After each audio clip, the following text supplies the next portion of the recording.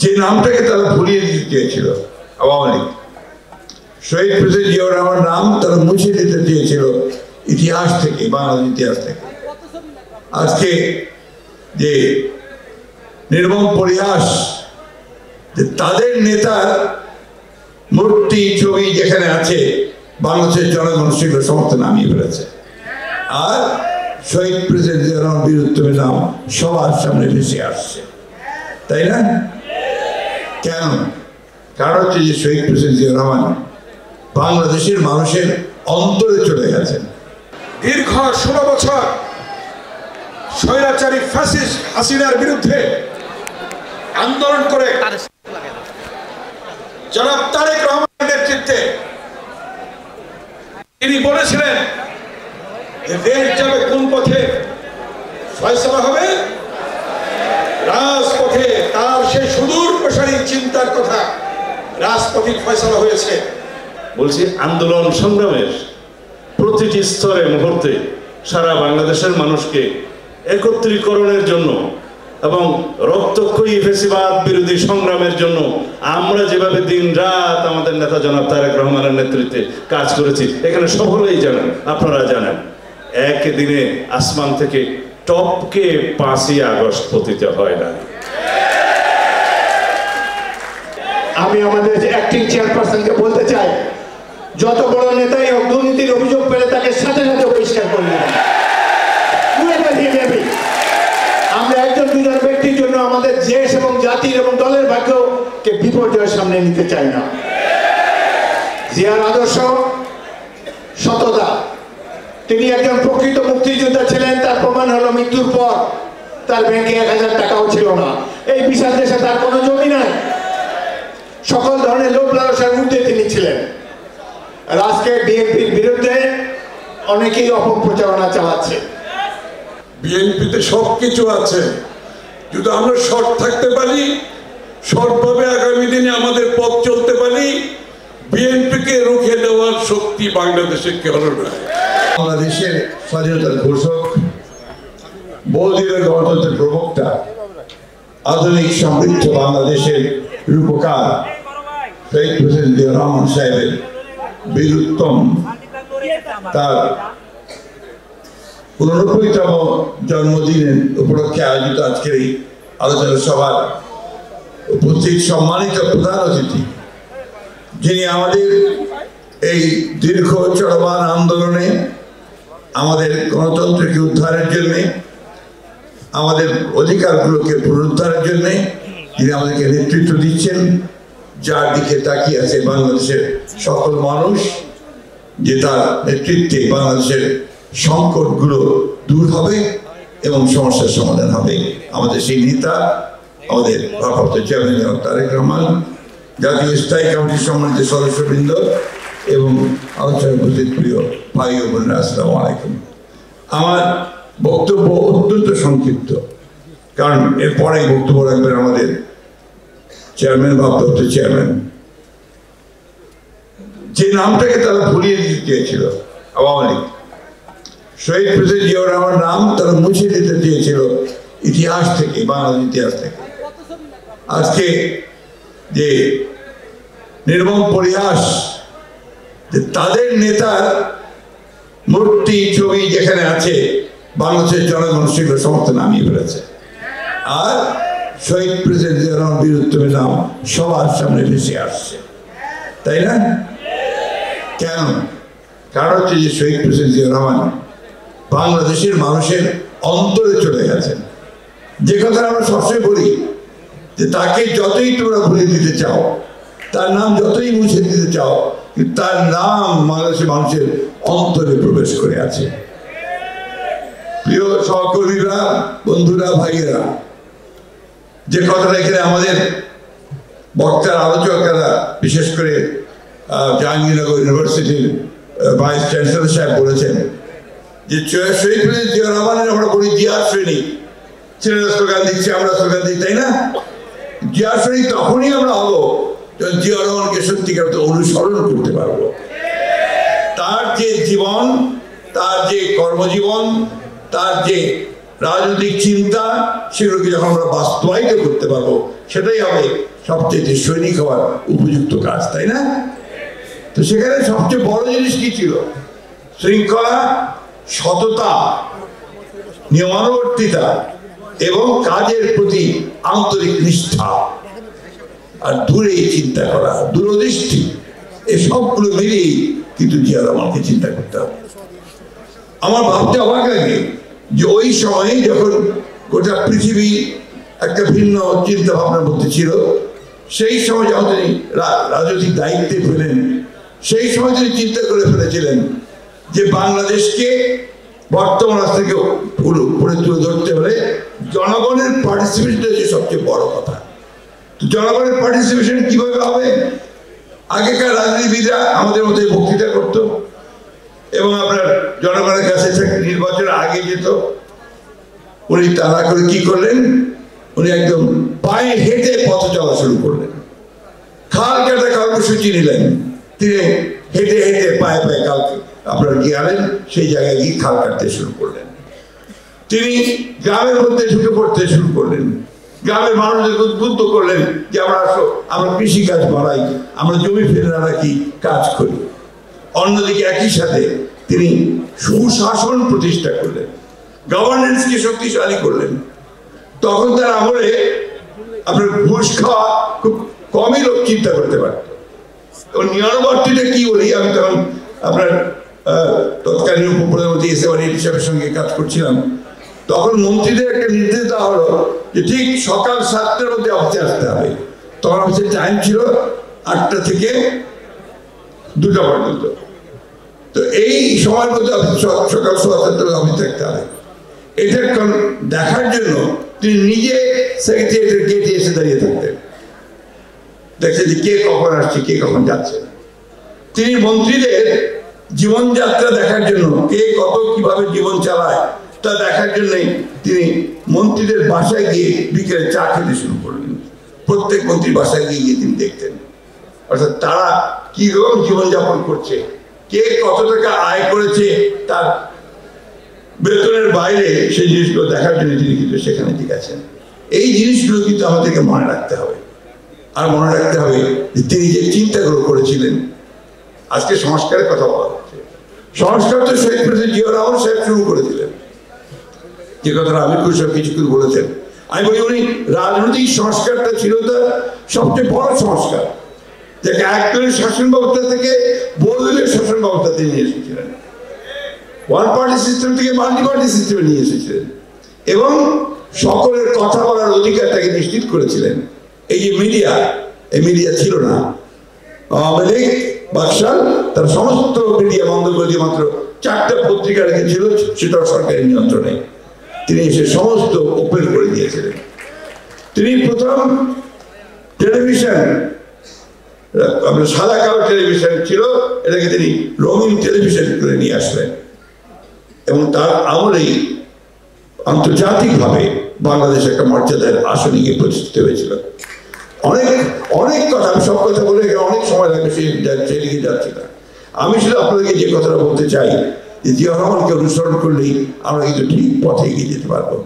আমাদের সৌভাগ্যের কথা যে আজকে আমাদের ভারপ্রাপ্ত চেয়ারম্যান, আমাদের তরুণ নেতা, যিনি উত্তরাধিকার সূত্রে প্রাপ্ত নন, তিনিও আজকে এই লম্বা লড়াইয়ে তিনি নির্যাতিত, নিপীড়িত এবং তিনি রাজনীতির সঙ্গে বহু আগে থেকে জড়িত হয়েছেন।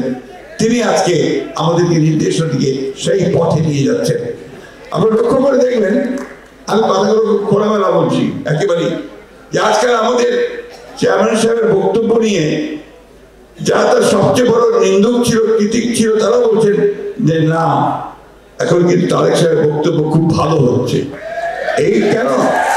এই কথাটার এই সময় খুব প্রয়োজন আছে, কারণ এই কথাটা এখন বাংলাদেশ একটা ভঙ্গুর অবস্থার মধ্যে আছে।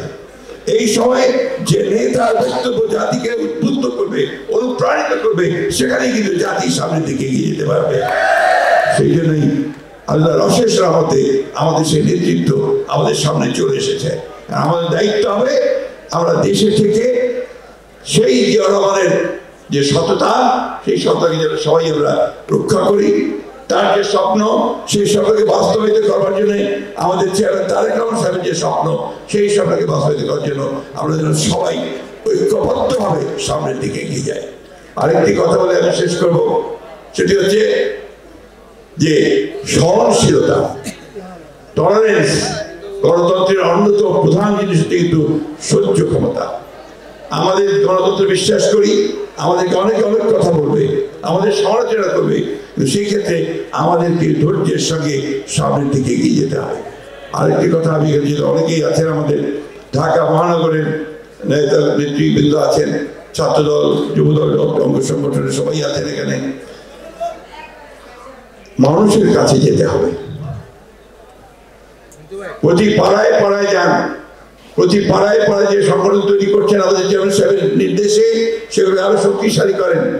ছাত্রদল প্রতিটি শিক্ষা প্রতিষ্ঠানে শক্তিশালী অবস্থান গ্রহণ করেন এবং আমরা যেন আমাদের রাজনীতি দিয়ে সামনের দিকে এগিয়ে যেতে পারি। সংস্কার তো শুরু করেছি আমরা 2 বছর আগে। আমাদের নেতা ভারপ্রাপ্ত চেয়ারম্যান মহোদয় 31 দফা দিয়েছেন, তাই না? সে ইতিহাস আর বলতে চাই না, কত কত ভাবে আমরা বিভিন্ন রাজনৈতিক দলগুলোর সঙ্গে কথা বলে প্রায় 2 বছর আলোচনা পর্যন্ত করে আমরা 31 দফা দিয়েছি। 31 দফার মধ্যে সবকিছুই আছে। তাই ওই যুক্তি খুব খরা যুক্তি, যে আগে সংস্কার হবে তারপরে নির্বাচন হবে। নির্বাচন কেন চাইছি আমরা? নির্বাচন চাইছি যে নির্বাচন ছাড়া, একটা নির্বাচিত সরকার ছাড়া কখনোই আপনার সেই শক্তি পাওয়া যায় না, সেই ম্যান্ডেট পাওয়া যায় না, সেই লেজিটিমেসি পাওয়া যায় না, বৈধতা পাওয়া যায় না, যারা বিশেষ বিশেষ বড় রকমের সিদ্ধান্ত নিতে পারে। এমনকি এই সংস্কারগুলোকে যদি আপনার কনস্টিটিউশনে নিতে হয়, কনস্টিটিউশন সংস্কার, সেটার জন্য তো আপনাকে পার্লামেন্ট লাগবে। সুতরাং নির্বাচন প্রয়োজন, সেই জন্যই এটা যত দ্রুত হয় ততই দেশের সংকট দ্রুত কাটবে, রাজনৈতিক সংকটগুলো মোকাবেলা করা সম্ভব হবে, অর্থনৈতিক সংকটগুলো মোকাবেলা করা সম্ভব হবে। অর্থনৈতিক অবস্থা ভালো না, জিনিসপত্রের দাম এমন ভাবে বেড়েছে যে মানুষের এখন না বিশ্বাস হয়ে গেছে, তাই না? প্রতিটি জিনিসের দাম বেড়ে গেছে। আমি অন্তর্বর্তীকালীন সরকারকে বলবো, অনুগ্রহ করে ওই দিকে নজর দিন, অনুগ্রহ করে সুশাসনের দিকে নজর দিন। এখন আপনার সরকারের যারা আমরা আছে, যারা কর্মচারী কর্মকর্তা আছে, তারা কিন্তু আবার শুরু করেছে আগের মতো কাজ। দুর্নীতি শুরু হয়ে গেছে। দয়া করে এই দুর্নীতি যেন না হয় সেই দিকে আপনারা লক্ষ্য দিন। আপনারা যেন সুশাসন দিতে পারেন সেই দিকে নজর দিন। পুলিশ যেন ভালো কাজ করে, আমরা যেন ভালো কাজ করে সেদিকে নজর দিন। বিশ্ববিদ্যালয়গুলোকে, শিক্ষা প্রতিষ্ঠানগুলোকে ঠিকমতো চালু করার চেষ্টা করুন। এই কাজগুলো করা দরকার এবং সঙ্গে সঙ্গে নির্বাচনের জন্য দ্রুত ব্যবস্থা গ্রহণ করুন। এই কথা বলে আজকে আবারও আমাদের দলের প্রতিষ্ঠাতা, আমাদের গণতন্ত্রের যিনি নতুন করে গণতন্ত্র দিয়েছিলেন আমাদেরকে, সেই শহীদ প্রেসিডেন্ট জিয়াউর রহমান, যিনি আমাদেরকে নতুন বাংলাদেশের স্বপ্ন দেখিয়েছিলেন, সেই শহীদ প্রেসিডেন্ট জিয়াউর রহমান জন্মদিনে আমি তার প্রতি আমার শ্রদ্ধা নিবেদন করছি। একই সঙ্গে আমরা দেশের আমাদের মাতা দেশের নেত্রী বেগম খালেদা জিয়ার প্রতি শ্রদ্ধা নিবেদন করছি এবং এই দোয়া আল্লাহ তাআলার কাছে আজকে করতে চাই যে আল্লাহ তাআলা আমাদের নেতা তারেক রহমানকে আপনি দীর্ঘ জীবন দান করুন, উনি দ্রুত আমাদের মধ্যে ফিরে আসুন এবং আমাদের এই নেতৃত্ব দান করুন। এই কথা বলে তাকে তার বক্তব্য রাখার অনুরোধ জানিয়ে বক্তব্য শেষ করছি। আসসালামু আলাইকুম। বিভিন্ন ক্রান্তিকালে জিয়া পরিবার এই দেশের পাশে দাঁড়িয়েছে। প্রথম এদের যখন নেতৃত্ব হারা ছিল, জনগণ যখন দিশেহারা ছিল, স্বাধীনতা সংগ্রাম কিভাবে হবে, তখন মহান স্বাধীনতার ঘোষণা শহীদ রাষ্ট্রপতি জিয়াউর রহমান ওই চট্টগ্রামের কালুরঘাট বেতার কেন্দ্র থেকে স্বাধীনতা ঘোষণা দিয়েছিলেন। আপনাদের মনে আছে? জিয়াউর রহমান ঘোষণা দিয়েছিলেন এবং দেশ স্বাধীন হয়েছে, সশস্ত্র সংগ্রাম শুরু হয়েছিল। এর পরবর্তীতে আপনারা জানেন বিএনপির চেয়ারপারসন দেশনেত্রী বেগম খালেদা জিয়া দাঁড়িয়েছিলেন যখন স্বৈরাচার এরশাদ ক্ষমতা দখল করে। গণতন্ত্র পুনরুদ্ধারের জন্য বেগম খালেদা জিয়া দীর্ঘ 9 বছর আপসীর নেতৃত্বের মধ্য দিয়ে এবং ছাত্র গণ অভ্যুত্থানের মধ্য দিয়ে দেশনেত্রী বেগম খালেদা জিয়ার নেতৃত্বে এদেশে গণতন্ত্র পুনঃপ্রতিষ্ঠা হয়েছিল। তার পরবর্তীতে আপনারা দেখেছেন দীর্ঘ 16 বছর স্বৈরাচারী ফ্যাসিস্ট হাসিনার বিরুদ্ধে আন্দোলন করে জনাব তারেক রহমানের নেতৃত্বে তিনি বলেছিলেন যে দেশ যাবে কোন পথে, ফয়সালা হবে রাজপথে। তার সেই সুদূর প্রসারী চিন্তার কথা রাজপথে ফয়সালা হয়েছে এবং দেশ নতুনভাবে আবার জনগণ কথা বলার অধিকার পেয়েছে, ভোটের অধিকার পেয়েছে। আপনারা জানেন শহীদ রাষ্ট্রপতি জিয়াউর রহমান এই দেশকে একটি আধুনিক বাংলাদেশ, একটি স্বনির্ভর বাংলাদেশ করে গড়ে তুলতে চেয়েছিলেন। জিয়াউর রহমানের সময় চাল এই বাংলাদেশ থেকে রপ্তানি হতো, আমদানি হতো না। আর সেই বক্তব্যকে বুকে ধারণ করে বিএনপির ভারপ্রাপ্ত চেয়ারম্যান জনাব তারেক রহমান বলেছিলেন একটি উদ্যোগ, একটু চেষ্টা এনে দেবে সচ্ছলতা, দেশে আসবে স্বনির্ভরতা। সেই জিয়াউর রহমানের স্বনির্ভর বাংলাদেশ, খালেদা জিয়ার স্বনির্ভর বাংলাদেশ এবং তারেক রহমানের স্বনির্ভর বাংলাদেশ ইনশাআল্লাহ আগামী নির্বাচনের পরে আবার এই বাংলাদেশে প্রতিষ্ঠিত হবে ইনশাআল্লাহ। এই বক্তব্য রেখে সকলকে ধন্যবাদ জানিয়ে আমার বক্তব্য এখানে শেষ করছি। আল্লাহ হাফেজ। বাংলাদেশ জিন্দাবাদ, দেশনেত্রী বেগম খালেদা জিয়া জিন্দাবাদ, শহীদ জমর হোক, জনাব তারেক রহমান জিন্দাবাদ। রাষ্ট্রপতি শহীদ জিয়াউর রহমান শাহাদত বরণ করার পরে ক্রমাগত ষড়যন্ত্রের শুরু হয়। সেই ষড়যন্ত্রের পরে দীর্ঘ সামরিক স্বৈর শাসনের বিরুদ্ধে ক্রমাগত লাগাতার আন্দোলন সংগ্রামের মধ্য দিয়ে গড়ে ওঠা দেশনেত্রী বেগম খালেদা জিয়া ইতিহাস রচনা করলেন। সামরিক স্বৈরাচারের পতন হলো। বিএনপির রাজনৈতিক ইতিহাসে শহীদ রাষ্ট্রপতি জিয়াউর রহমান, দেশনেত্রী বেগম খালেদা জিয়া এবং আমাদের মাননীয় নেতা জনাব তারেক রহমানের কেবলই ইতিহাস আর ইতিহাস গড়া। 1990-এর সেই সামরিক স্বৈর শাসন বিরোধী গণ অভ্যুত্থানের পরবর্তীতে 1991 সালে বাংলাদেশে ঐতিহাসিক দ্বাদশ সংশোধনের মধ্য দিয়ে বাংলাদেশে সংসদীয় রাজনীতির প্রবর্তন হয়, সংসদীয় সরকারের প্রবর্তন হয়। এটাও আরেক ইতিহাস যা আজ পর্যন্ত কোনো রকমে টিম টিম করে চলছে। 1996-তে তখন আমিও একজন সংসদ সদস্য হয়েছিলাম। কেয়ারটেকার সরকারের যে বিধান প্রথমে আমরা মানতে চাইনি, গণদাবির মুখে আমরা মেনেছি। সেই বিধান দেশনেত্রী বেগম খালেদা জিয়ার নেতৃত্বেই সারা রাত সংসদে আলোচনার মধ্য দিয়ে কেয়ারটেকার সরকারের প্রবর্তন হয়। তত্ত্বাবধায়ক সরকারের ব্যবস্থা চালু হওয়ার মধ্য দিয়ে আরও 3টি নির্বাচন অনুষ্ঠিত হয়। বাংলাদেশের মানুষ রাজনৈতিক সংস্কৃতি হিসাবে তত্ত্বাবধায়ক সরকার ব্যবস্থাকে যখন আপন করে নিল, সেই তত্ত্বাবধায়ক সরকার ব্যবস্থাকে বিলোপ করার জন্য আবার শেখ মুজিবের সেই বাকশালী কায়দায় তদীয় কন্যা শেখ হাসিনা 2011 সালে পঞ্চদশ সংশোধনের মধ্য দিয়ে সেই তত্ত্বাবধায়ক সরকার ব্যবস্থা বিলোপ করলেন।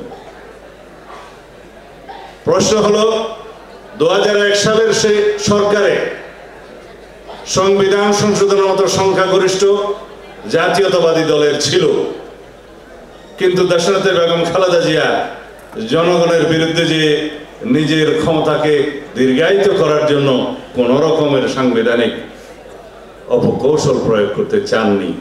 তিনি এদেশেরই নেত্রী, দেশ তার কাছে উপরে, জনগণ তার কাছে সর্বাগ্রে। শেখ হাসিনার এই পঞ্চদশ সংশোধনের পরে এবং তার আগে থেকেই একদলীয় শাসন ব্যবস্থা এবং একদলীয় রাষ্ট্র ব্যবস্থা কায়েমের যে উদগ্র বাসনা তাকে পেয়ে বসছিল, যার কারণে বাংলাদেশে অপশাসন, স্বৈরশাসন এবং ফেসিবাদের দীর্ঘস্থায়ী ব্যবস্থা প্রতিষ্ঠিত হয়ে গেছিল প্রায় তার বিরুদ্ধে আন্দোলন সংগ্রাম করার জন্য ক্রমাগতভাবে আমাদের নেতা জনাব তারেক রহমান অবিরাম সংগ্রাম এবং নেতৃত্ব দিয়ে গেছেন। আমি বিদেশে থেকে ওনাকে সহায়তা করেছি, আমি জানি প্রতিটা মুহূর্তে উনি কিভাবে এদেশে আন্দোলন সংগ্রামের নেতৃত্ব দিয়েছেন আমাদেরকে। অনেক রকমের অভিজ্ঞতা না থাকলে কিছু কিছু উচ্চাভিলাষ দেশের জন্য ক্ষতিকর হয়ে যেতে পারে। সেজন্য বলছি, আন্দোলন সংগ্রামের প্রতিটি স্তরে মুহূর্তে সারা বাংলাদেশের মানুষকে একত্রীকরণের জন্য এবং রক্তক্ষয়ী ফ্যাসিবাদ বিরোধী সংগ্রামের জন্য আমরা যেভাবে দিন রাত আমাদের নেতা জনাব তারেক রহমানের নেতৃত্বে কাজ করেছি, এখানে সকলেই জানেন, আপনারা জানেন, একদিনে আসমান থেকে টপকে 5ই আগস্ট পতিত হয় না। It's a result of continuous, it is a cumulative result of continuous democratic movement and fight. যেখানে বাংলাদেশের প্রত্যেক জনগণকে ফ্যাসিবাদের বিরুদ্ধে একাত্মতা প্রকাশ করতে হয়েছে, সংগ্রাম করতে হয়েছে, আত্মদান করতে হয়েছে, যার ফলে ফ্যাসিবাদের পতন হয়েছে। আমরা জানতাম ফ্যাসিবাদের পতন হবে, কবে হবে, কিভাবে হবে, কত রক্তক্ষয় হবে, সেই হিসাবটা কেবল জানতাম না। এখন ফ্যাসিবাদ বিরোধী জাতীয় ঐক্য যেটা সৃষ্টি হয়েছে, সেই জাতীয় ঐক্যে ফাটল সৃষ্টি হওয়ার মতো কোন কোন পদক্ষেপ আমরা এখন দেখছি যেটা জাতির জন্য কল্যাণ বয়ে আনবে না। সব কিছুর বিনিময়ে বাংলাদেশের সবচাইতে জরুরি হলো ফ্যাসিবাদ বিরোধী জাতীয় ঐক্যকে ধরে রাখা। মাননীয় প্রধান উপদেষ্টার উদ্দেশ্যে বলবো, জাতীয় ঐক্যকে ধরে রাখার জন্য যত কৌশল আছে সেটা অবলম্বন করুন, কিন্তু কোন উচ্চাভিলাষী কোন গোষ্ঠীর রাজনৈতিক উচ্চাভিলাষ পরিপূরণের যেন আপনি হাতিয়ার না হন, সেটা আপনাকে সজাগ থাকতে হবে।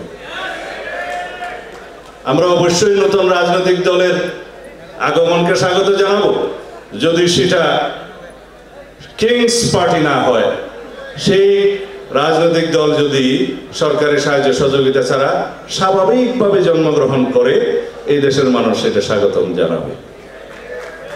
কিন্তু কোন রকমের জনগণের সাথে, যেখানে একমাত্র আমরা বলে থাকি জনগণই হচ্ছে সার্বভৌম শক্তির উৎস, সাংবিধানিকভাবে জনগণই হচ্ছে সাংবিধানের রাষ্ট্রের সকল শক্তির মালিক এবং রাষ্ট্রের মালিকানা জনগণের কাছে, প্রকৃতপক্ষে সেটা লেখা আছে সংবিধানের প্রথম ভাগে।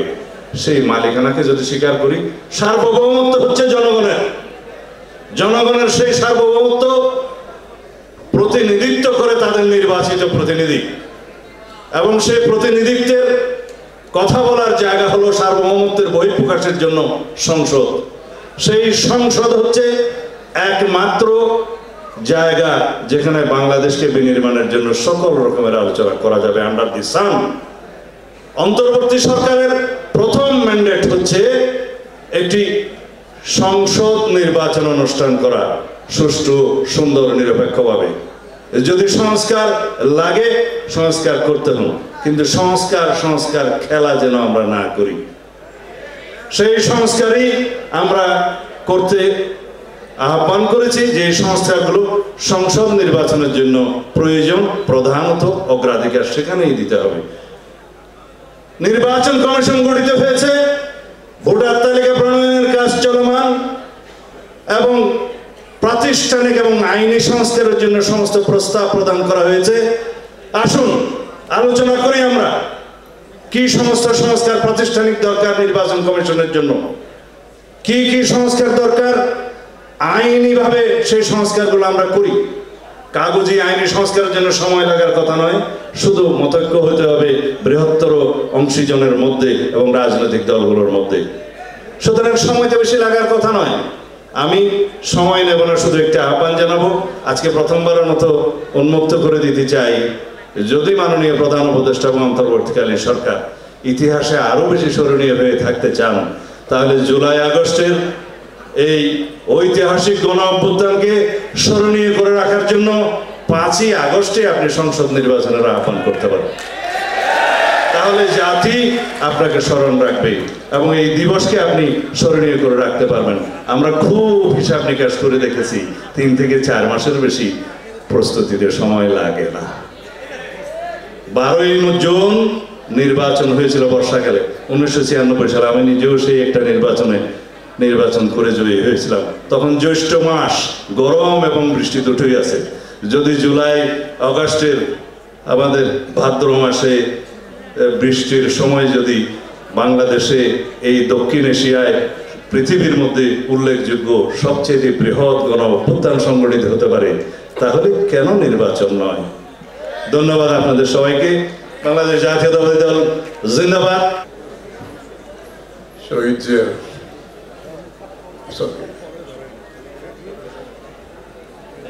জিয়া জন্মবার্ষিকী উপলক্ষে আয়োজিত আজকের আলোচনা সভার সভাপতি বিএনপির সংগ্রামী সেক্রেটারি জেনারেল মির্জা ফখরুল ইসলাম আলমগীর, প্রধান অতিথি প্রিয় নেতা জনাব তারেক রহমান, স্থায়ী কমিটির সম্মানিত সদস্যবৃন্দ, নেতৃবৃন্দ, সংগ্রামী ভাই বোনেরা, আসসালামু আলাইকুম। শহীদ জিয়ার জন্মবার্ষিকীর এই দিনে প্রথমে আমাকে এটা বলতে হয় যে এরকম একজন নেতা যিনি মুক্তিযুদ্ধের ঘোষণা দিয়েছেন, যিনি রণাঙ্গনে যুদ্ধ করে, হাফিজ ভাই যেটা বললেন, দেশ স্বাধীনের বাংলাদেশের স্বাধীনতা এনেছেন এবং সম্মুখ যুদ্ধে জীবনের ঝুঁকি নিয়ে একজন সৈনিকের ভূমিকায় অবতীর্ণ হয়েছেন, যিনি একজন স্টেটসম্যান, সংস্কারক, সেনাপতি, রাজনীতিবিদ। এই মুক্তিযুদ্ধ থেকে শুরু করে আজ পর্যন্ত যিনি বাংলাদেশকে একটি জাতির সত্তা দিয়েছেন, বাংলাদেশি জাতীয়তাবাদের মাধ্যমে। আমি তো এইসব গুণাবলীর এত কিছু সমাহার আমি কোন নেতার মধ্যে দেখতে পাইনি। আমার মাথায় শুধু একজন নেতার, বিশ্ব নেতার কথা আমার মাথায় আসে, সেটা হচ্ছে জর্জ ওয়াশিংটন, যিনি আমেরিকার মুক্তিযুদ্ধে নেতৃত্ব দিয়েছিলেন ব্রিটিশের বিরুদ্ধে, যিনি একজন বড় সংস্কারক ছিলেন, স্টেটসম্যান ছিলেন, জাতীয় সত্তা দিয়েছেন এবং আমেরিকার অর্থনৈতিক, সামাজিক, রাজনৈতিক ফাউন্ডেশন দিয়েছেন। আমি শুধু একজনকে আমার মাথায় আসে, হয়তো আর কেউ থাকতে পারে। এত গুণাবলী একটি মানুষের, একটি নেতার মধ্যে আমার অন্তত জানা নাই। এইরকম একজন নেতা আমাদের দলের প্রতিষ্ঠাতা।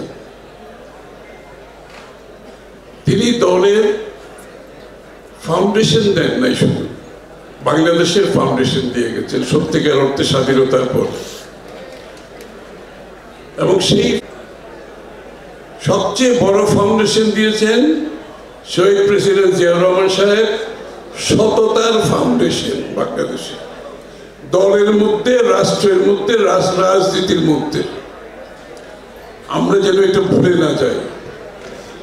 বিএনপির কোন নেতা কর্মীর বিরুদ্ধে যদি সততা নিয়ে প্রশ্ন উঠে, তার বিএনপিতে থাকার কোনো অধিকার নাই।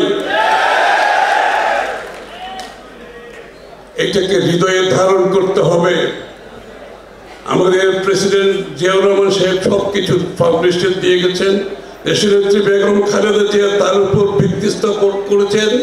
দেশ নায়ক তারেক রহমান সাহেব তার নেতৃত্বে সমস্ত বাংলাদেশকে আবার ঐক্যবদ্ধ করেছেন।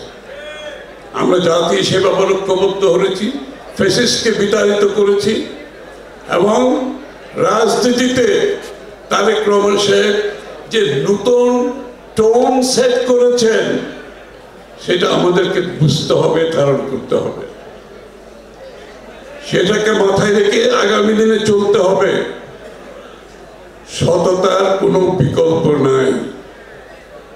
বিএনপিতে সবকিছু আছে, যদি আমরা সৎ থাকতে পারি, সৎভাবে আগামী দিনে আমাদের পথ চলতে পারি, বিএনপিকে রুখে দেওয়ার শক্তি বাংলাদেশে কেউ নাই। নেতা কর্মীরা ত্যাগ স্বীকার করতে শিখেছে, ত্যাগ স্বীকার করতে শিখেছে। খুন, হত্যা, মিথ্যা মামলা, পুলিশের হেফাজতে মৃত্যু, জেলখানায় বিনা চিকিৎসায় মৃত্যু, বাড়িঘর ছেড়ে পালিয়ে থাকা, ব্যবসা বাণিজ্য হারা, চাকরি হারা, চরম ত্যাগ স্বীকার করেছি আমরা সবাই, তাই না? এবং ত্যাগ স্বীকার করে আমরা একটি পরিণত দলে পরিণত হয়েছি। এটা যাতে আমরা নষ্ট না করি আগামী দিনে, এটা মাথায় রাখতে হবে। এটা নষ্ট করা যাবে না, এটা ধরে রাখতে হবে। এটা যদি ধরে রাখতে পারি, বিএনপির ভবিষ্যৎ উজ্জ্বল ভবিষ্যৎ, বিএনপির ভবিষ্যৎ, বাংলাদেশ দেশ গড়ার যে ফাউন্ডেশন জিয়া রহমান সাহেব দিয়েছেন, সেটা তারেক রহমান সাহেবের নেতৃত্বে আগামী দিনে ইনশাআল্লাহ নতুন বাংলাদেশ করতে আমরা পারবো। সবাইকে ধন্যবাদ। আজকে আমরা যে মহান নেতা স্মৃতিচারণ করার জন্য এখানে উপস্থিত হয়েছি, তাকে অনেক কাছে থেকে দেখার সৌভাগ্য আমার হয়েছে। 1971-এর মহান মুক্তিযুদ্ধে আমি তার অধীনস্থ একজন সেনা কর্মকর্তা ছিলাম। সেনাবাহিনীর এই অংশের নাম ছিল Z force. Z force July মাসে মেঘালয়ের অরণ্যে গঠিত হয়। ইস্ট বেঙ্গল রেজিমেন্টের প্রথম, তৃতীয় এবং অষ্টম ইস্ট বেঙ্গলের সমন্বয়ে এই ব্রিগেডে 2000 ছাত্র তরুণ ছিল যারা রাইফেল চালাতে জানে না। আমরা তাদেরকে মাত্র 6 সপ্তাহ ট্রেনিং দিয়েছি মেঘালয়ের সেই অরণ্যে। 6 সপ্তাহ পরে এরা দুঃসাহসী মুক্তিযোদ্ধায় পরিণত হয়েছে এবং মেজর জিয়াউর রহমানের বলিষ্ঠ নেতৃত্বে বৃহত্তর ময়মনসিংহ এবং সিলেট এলাকাতে বীর বিক্রমে যুদ্ধ করেছে, দেশকে শত্রুমুক্ত করেছে। কিন্তু এই যে রণাঙ্গনে জিয়াউর রহমানের যে বলিষ্ঠ নেতৃত্ব, এই সম্পর্কে জনগণকে ভুলিয়ে দেওয়ার চেষ্টা করা হয়েছে স্বাধীনতার অব্যবহিত পরে। আমরা 3 বার ক্ষমতা গিয়েছি, আমরাই তো এই মহান নেতার প্রকৃত কৃতিত্ব জনসমক্ষে তুলে ধরতে পারিনি। 71 সালে 18টা জেলা ছিল বাংলাদেশের, একটি মাত্র জেলা মুক্তি বাহিনী একক প্রচেষ্টায় দখল করেছে, সেটি হলো সিলেট জেলা। দখল করেছে জেড ফোর্সের অন্তর্ভুক্ত প্রথম ইস্ট বেঙ্গল জিয়াউর রহমানের নেতৃত্বে। এটি আমি পরবর্তীকালে লক্ষ্য করেছি সিলেটের লোকই জানে না, সিলেটের যারা বিএনপি করে তারাও জানে না। আমরা এই সম্পদটা তুলে ধরতে পারিনি। সিলেটের বিভিন্ন রণাঙ্গনে যে বীরত্বের সাথে যুদ্ধ করেছেন জিয়াউর রহমান, এই সম্পর্কে সিলেটবাসীও জানে না, ইতিহাসে তার স্বীকৃতি নাই। আমরাও এটি প্রচার প্রচারণার জন্য সঠিক ভূমিকা গ্রহণ করতে পারিনি। একটি উদাহরণ দেই। 28শে নভেম্বর তারিখে জকিগঞ্জের গৌরীপুরে আমরা রক্ষণ মহল স্থাপন করেছি। রাতে খুব সকালে পাক বাহিনীর 31 পাঞ্জাব রেজিমেন্ট আমাদের উপর আক্রমণ চালায়। যুদ্ধের কয়েক ঘন্টার মধ্যেই, প্রথম 2-3 ঘন্টার মধ্যেই 31 পাঞ্জাবের 80 জন নিহত হয়, তাদের কমান্ডার মেজর সরওয়ার নিহত হয়। আমরা তাদের 30 জনকে জীবিত অবস্থায় বন্দী করি। যুদ্ধ শুরুর 1 ঘন্টা পরে আমি বাঁদিকের একটি ট্রেঞ্চে অবস্থান করছিলাম, আমার সেনা দলের নেতৃত্ব দিচ্ছিলাম। পিছনে তাকিয়ে দেখি আমাদের brigade commander major Ziaur Rahman এখানে এসেছেন। আমি অবাক হয়ে গেলাম, তাকে জিজ্ঞাসা করলাম, স্যার এই গোলাগুলির মধ্যে আপনি কেন এসেছেন?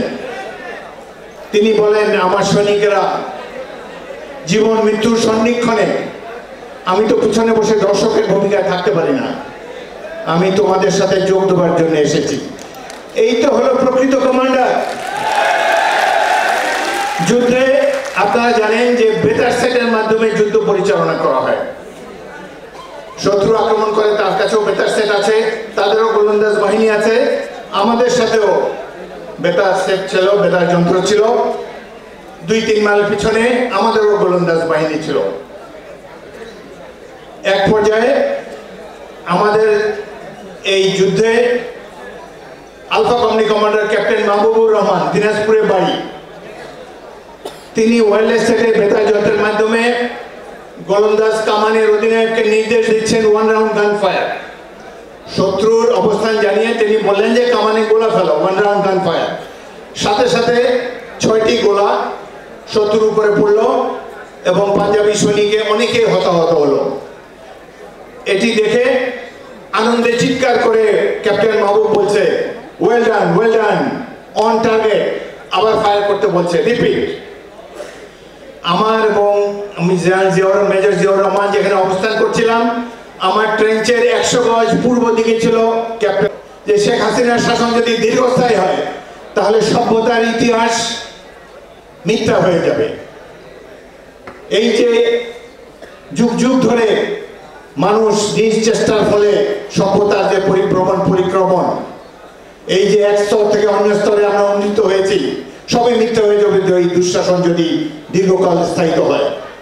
তার 1 মাসের মধ্যে দেখেন আল্লাহ রাব্বুল আলামিনের হস্তক্ষেপে এমন গজব তাদের উপরে নেমেছে, দেশ ছেড়ে তো পালাতে হয়েছেই, এখন তাদের ধীরে ধীরে অস্তিত্ব বিলুপ হওয়ার অতিক্রম হয়েছে।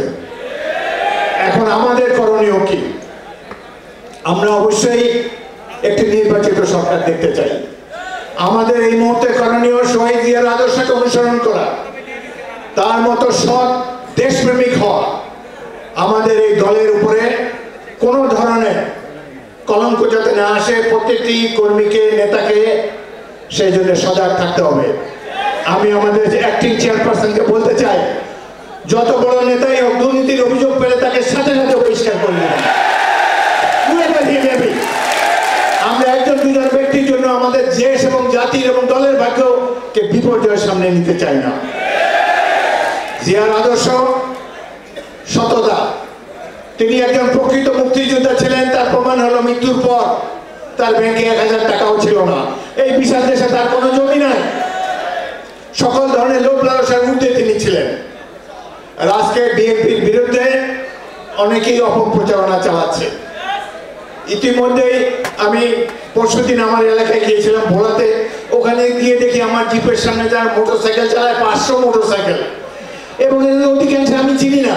40 বছর রাজনীতি করে আমার সঙ্গীকে জিজ্ঞেস করলাম, ভাই এরা কারা, এদেরকে তো কখন দেখি নাই। বলে এগুলো সব আগে আওয়ামী লীগ করতো, এখন এসে আমাদের গাড়ি বহরে সামিল হয়ে গিয়েছে। দূরে রাখুন তাদেরকে।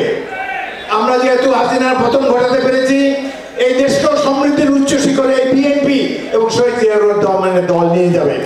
আমাদের শুধুমাত্র প্রয়োজন আমাদের নেতার আদর্শের উপর অবিচল আস্থা। সীমান্তে গন্ডগোল শুরু হয়ে গিয়েছে, ওখান থেকে সীমান্তরক্ষী বাহিনীর সহায়তা নিয়ে ভারতীয় নাগরিকরা আমার দেশে গাছ কেটে নিয়ে যায়, ফসল কেটে নিয়ে যায়। মনে হচ্ছে মুক্তিযুদ্ধ শেষ হয় নাই। একটি দীর্ঘস্থায়ী সংগ্রামের প্রস্তুতি আপনারা নেবেন। বিএনপি যদি দায়িত্ব পায়, আমরা আমাদের ছাত্রদেরকে ট্রেনিং দিয়ে যোদ্ধায় পরিণত করব। কম্পালসারি মিলিটারি ট্রেনিং দেওয়া হবে, কারণ এই দেশ থেকে স্বৈরাচার পালিয়ে গিয়ে পাশের দেশে আশ্রয় নেবে, দেশে বিশৃঙ্খলা করবে, অস্ত্র নিয়ে ঢুকে অপতৎপরতা চালাবে। তাকে আমরা বলিষ্ঠভাবে রুখে দাঁড়াবার জন্য জিয়ার সৈনিকদের প্রয়োজন। জিয়াউর রহমান দেশের এক দুঃসময়ে তিনি রাজপথে পাদক প্রদীপের আলো এসেছিলেন জনগণের জানমাল ইজ্জত রক্ষা করার জন্য। আজকে জিয়াউর রহমান নেই, তার দল বিএনপি এখনো আছে। জাতীয়তাবাদের পতাকা আমরা বহন করে চলেছি। আপনারা প্রস্তুত হন এই দেশের স্বাধীনতা সার্বভৌমত্বের জন্য। জিয়াউর রহমান যেভাবে জীবন বিপন্ন করেছেন, আমরা জীবন বিপন্ন করে হলো এই দেশের স্বাধীনতা সার্বভৌমত্বকে অক্ষুণ্ণ রাখবো ইনশাল্লাহ। আর আমার শেষ লাইন, একটি ইন্টারিম সরকার ক্ষমতায় আসছে, আমরা আশা করি তারা নিরপেক্ষ থাকবেন। কিন্তু দেখা গেল যে তারা একটা কিংস পার্টি করার উদ্যোগ নিয়েছেন। 21 বছরের ছেলে কিভাবে রাষ্ট্রপতি হবে, 21 বছর বয়সী কিভাবে প্রধানমন্ত্রী হবে। এই জাতীয় সংসদ নির্বাচনে অংশগ্রহণ করার জন্য এই যে বয়সসীমা কমিয়ে দেওয়া হয়েছে, একটি দলকে সুযোগ সুবিধা দেওয়ার জন্য করা হয়েছে। কোনো আপত্তি নাই, জনগণ যদি এদেরকে বেছে নেয় 12 বছরের রাষ্ট্রপতিকে আমরা মেনে নেব, but he has to be elected by the people. কোন ধরনের বৈষম্য এই সরকার যাতে না করে আমরা তাদের কাছে আশা দেব। ডক্টর ইউনূস আমাদের গর্ব, সারা বিশ্বে তার ব্যাপক পরিচিতি রয়েছে, আমরা তাকে সম্মান করি, তাকে সহযোগিতা করার জন্য আমরা সবাই প্রতিজ্ঞাবদ্ধ। কিন্তু আপনি নিরপেক্ষ থাকবেন এবং শহীদ জিয়া রহমানের দল অতীত সকল সংগ্রামে 16 বছর সংগ্রামের মাধ্যমে এই অপশক্তিকে বিদায় করেছি, এই কথাটা সবসময় মনে রাখবেন। আপনাদের প্রধান কাজ হলো একটি নির্বাচিত সরকারের কাছে দায়িত্ব হস্তান্তর করা। এই কাজে আত্মনিয়োগ করুন। যারা আমাদের জীবনকে অনেক মানুষের অনেক মায়ের কোল খালি করেছে তাদের বিচার করুন। আর এই দেশের অর্থ সম্পদ যারা বিদেশে পাচার করেছে সেটি দেশে ফিরিয়ে আনার চেষ্টা করেন। এই প্রোক্লামেশন, এই মিশন, ওই মিশন, এগুলো জনগণের কাজে লাগবে না। যদি এই তাদের চুরি করা অর্থ কিছু ফেরত আনতে পারেন, বাংলাদেশের জনগণের কাজে সেটি লাগবে। আপনাদের সবাইকে অসংখ্য ধন্যবাদ। শহীদ জিয়া অমর হোক, বিএনপি জিন্দাবাদ। শহীদ প্রেসিডেন্ট জিয়া রহমানের জন্মদিনে স্বাভাবিকভাবে আমরা বলতে পারি আমরা এখানে এসেছি আনন্দ উৎসব করার জন্য। কিন্তু আমি আপনাদের উদ্দেশ্যে যে কথাটি বলবো যে আমরা আজকে শহীদ প্রেসিডেন্ট জিয়া রহমানের 89তম জন্মদিন পালন করছি আনন্দ উৎসব করার জন্য নয়। আমাদের সামনে জাতির এই ক্রান্তিকালে আরো অনেক গুরু দায়িত্ব রয়েছে, যে দায়িত্ব আমরা কেবলমাত্র সঠিকভাবে পালন করতে পারবো একটি উপায়। সেই উপায়টি কি? শহীদ প্রেসিডেন্ট জিয়া রহমানের জীবন আদর্শ আমরা অনুসরণ করব। আসুন আজকে তার জন্মদিনে আমরা এই শপথ নিই।